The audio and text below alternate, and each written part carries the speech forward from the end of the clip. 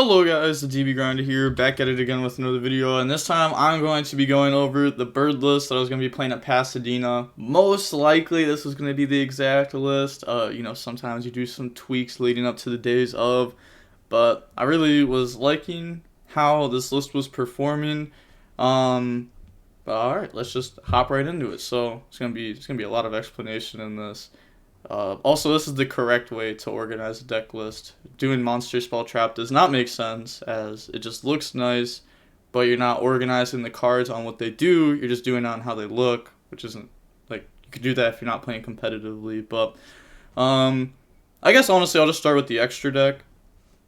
This will be pretty easy to go through. Amirage standard, Double Dragonlord standard, Blossom standard, Doom Eagle. So I played the Doom Eagle and Access Code package over playing other stuff. You could play the Second Omen and a Win. You could play a Doom Eagle and a Second Omen. There's multiple other things that you can do with the extra deck. You can play 3 Starling, but also you could play a Second Blossom over the Doom Eagle and then play Second Omen. But I felt like the Doom Eagle access code stuff was actually really good. And if you play against a rogue deck, Doom Eagle's really good versus them. But usually how it is that if you have to use an Omen turn 1, people wanted a follow-up extra deck monster, which is what the Second Omen was. But that's pretty much what Doom Eagle access code is anyways. But this also helps you go for game in more scenarios.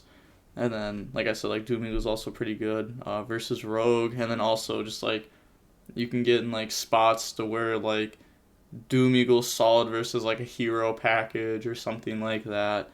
Then 2 Starling, 1 Robin, 1 Assemble, 1 Downard, 1 Zeus, 1 F-Zero, and 1 Draco. So, the extra deck 100% was going to be like this for the YCS. I really like this extra deck. And then, going on to the side deck. 3 Twin, Red Reboot, 3 Droll, 3 Nib, 3 Harpy's Featherstorm, Order, and dotKuro. The only things in this side deck that might have changed was Order and dotKuro. So, you don't really need a second dotKuro because you have the one in the main deck and it's searchable. But, honestly, I really like the second dotKuro. My side deck was changing a lot the last few weeks. Everything in the list was changing a lot. But we decided just to go with the second dotKuro. It makes certain matchups easier, and then we also needed a 4th card to side in a few matchups, and dotKuro is pretty good while also being good against some of the more rogue decks. So, and then it's also just another searchable, so you can search multiple dotKuro if you open full combo. And then Order, you might be oh, you were thinking about switching that, why would you do that? That's staple. But I don't know, you don't really need to follow what everyone else does to do well. If we wanted to play the list at 40 cards, all we would do is take Oath and put it in the side deck over Order, and that's it. Oath pretty much does what Order does, but Oath is searchable, so this card's just better than this card. The only time that Order is better than Oath is when you draw it, but then I'm drawing a 1-of. And, that just doesn't happen very often. It doesn't happen often enough. Especially with how popular stuff like Dark Ruler and Droplet has become over the last couple of weeks. Because people have cut stuff like Oath. So, if I was to cut the list down to 40, it'd be cutting Oath and putting it in over Order. So, if you want to play 40, you can just go ahead and do that. Then, I guess going over the main deck. Oath, we're playing this because the Droplet, the Dark Ruler, stuff like that. Also, hard drawing it isn't even that bad. There's certain ways, if you open it, you can still full combo and get in the graveyard by Blossom drawing it, putting it back, and then going ahead and dumping it off kit. Or you can go ahead and Double Dragonlords, get rid of it. But those are kind of weird scenarios. They don't always work. It really depends on what the opponent has. But if you just draw it, then you just get another Apex Avion, because you just target Double Dragonlords, and then special summon out Apex Avion back out from the hand after you negate with it, so it's not that bad. Then 3 Bird Call, 3 Warbler, 3 Berry, 3 Sparrow. There's no point of talking about any of these. I mean, this is all standard. 2 Swallow, 2 Wagtail, so wanted to play 2 Swallow, don't want to play 3 of this, and same with Wagtail. It felt like you just always wanted to have these in deck, and drawing them also isn't bad. We don't have the deck space to play more of these type of cards, otherwise we just would. Obviously you could go like up to like 43 if you want to play 3 of each of these. You know, I thought about playing 3 Waxtail, not 3 Swallow though, but there's just not enough room in the deck. You know, we're already on 41, which is like one more card than I want to be playing anyways, because now we have a less chance of drawing like Bird Call, Warbler, like these type of cards, like really, really good cards, because I fit this card in the deck, but it just makes our engine a lot stronger. Then 3 Desires, then 1 for 1. I know a lot of people hate Desires, but cards just pot of greed. I don't care what I banish off of this. The only card that like really matters in a lot of scenarios is Apex Avian, and even then, it's not that bad if you banish it. Like, I was like an hour and a half long like hand testing session when I like, not when I first started testing the deck, but when I started testing the deck again, and there was like so many hands where like Desires was the card that fixed the hand, and I was going to locals with this deck, and I was just playing this deck a lot, and there was so many times where Desires was the card that fixed the hand, and there was very, very, very, very, very few times where Desires actually made me lose the game. When I say very, I mean once. And it was really because I banished like way too many things and it was horrible. I even had another time where I banished, I think it was 3 Warbler, Apex Avian, dotKuro, and I still won that game. And it was just like, what are these banishes? Like, I just waxed my engine away. But I'm okay with that happening every once in a while because this card's pot of greed every other time. Then 1 for 1. Card's ridiculous. I don't know why people aren't playing this card. Well, some people aren't playing this card. Like, it just says summon bird from deck, get bird effect. Like, that's pretty nice. Obviously, it's not as good as something like a bird call in a lot of scenarios, but it's still a very good card. And then 1 tanky, 3 fractal, so we play 4 fractal on our list. Fractal's pretty good. The Tri-Brigade engine is actually really nice in this deck. It's kind of like the side engine of the deck, but it's also, you know, you can search out the engine and then use it in the combo with the birds, which is really nice. And then 3 Nerval, 1 Kit, 1 Karaz, like all this stuff's really standard. Then Apex Avian, dotKuro, standard. And then dotKuro, I liked playing dotKuro because even though most of the time it's not like a very impactful hand trap against most matchups, like Sword Soul, it's like, dotKuro, whatever, it's not that crazy. But versus other matchups, it's pretty good. Also, it's searchable. I just wanted to make the engine in the deck extremely strong and what the engine can actually achieve, which, like, you know, is why I'm playing, like, the dotKuro and the Oath. And then 3 Droplet, 3 Dark Ruler, 3 Imperm. Cool thing about all these hand traps is they can also be your 6th draw, and they're still pretty decent. Well, you know, I'm pretty much talking about Imperm here, because these is your 6th draw, just the same thing as if they were, like, the 1st through 5th draw. Imperm's very good, Dark Ruler's very good, Droplet's very good. A lot of people have been cutting Oath, so against a mirror match, these cards are all very good. Against Sword Soul, you could just activate one of these, break the board extremely easy. It's not even that hard to break the board against Sword Soul in general. Also, this is another reason why I decided to play this deck, because, like, going first, you full combo, and, like, you almost just win every single time. And then going second, it's not very hard to break a board. And you don't even have to see a going second card to break a board either, which is, you know, feels very good. There's not a lot of decks like that. And then, also, like, with 10 going second cards, we have, like, right under, like, 80% chance of seeing one of these. And we're, like, a really combo heavy deck, so we don't want to be playing, like, 12 hand traps like other decks are, because, like, we want to be able to combo turn 1 through hand traps. Like, you need to have a solid amount of going second cards while also having, like, a solid amount of, like, going first cards, meaning, like, you're able to, like, actually combo through hand traps. Like, your engine needs to be strong enough. And I felt like the engine in this deck was, like, very strong. Again, like, the only thing I'd even consider cutting from the list would be Oath from Order from the main deck. I think other than that, like, the main deck was just very solid. You could do what other people were doing, and they were playing, like, Ash Blossom or something over Dark Ruler. because like if you get like your first turn stopped and you end on like, you know, a decent end board like Apex Avian double Dragon Lords, it's really good to have like another card to like back that up, like Ash Blossom, while Dark Ruler isn't really doing anything in that kind of scenario. But figured like this card was just like so good going second that it was worth it. And then also Ash Blossom is so like unimpactful against so many matchups, like the Bird Mirror match. Like most of the time when you Ash Blossom, even if you Ash Blossom in the perfect spot, you could go over the replay and like find the absolute perfect spot to Ash Blossom, even like if it'd be incorrect from what you know. Like a lot of the times it'd still be able to like combo through it. So like stuff like Ash and like the low impact hand traps wasn't worth it. Then we thought about stuff like Droll and Lockbird, but stuff like Droll and Lockbird is not very good versus a deck like Sword Soul, which is the most popular deck. And yeah, so we just figured stuff like this was like very good versus every deck. Like it'll at least trade with every deck. And then like, you know, dotKuro, searchable, and like, you know, searchable off the engine, which is very nice. It comes up a lot, especially when you run up against like hero package. There's not too much more to say about this. Guess like I could go over like a little bit of the side deck patterns. So stuff that you can side out. You can side out a Wagtail. You can side out a Tanky. You can side out a Nerval. You can side out an Oath. Those are like 4 like general cards that you can side out. You can side out an Apex Avian versus the combo matchups, aka like Phantom Knight and Mirror Match. I don't see Sword Soul as like the combo.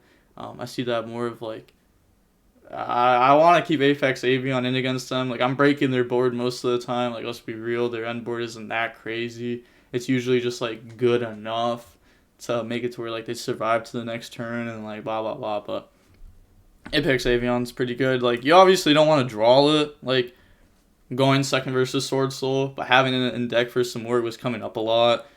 So those are some cards that you can side out. Then also against like Sword Soul, you can go ahead and take some of those out, put a nib. Yeah, there's not really much more to talk about here. It's pretty much like a standard bird list, just like little things are different.